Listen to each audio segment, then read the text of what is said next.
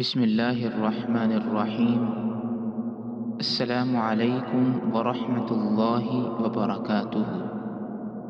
خواب میں درود شریف پڑھنے کی تعبیر کیا ہے؟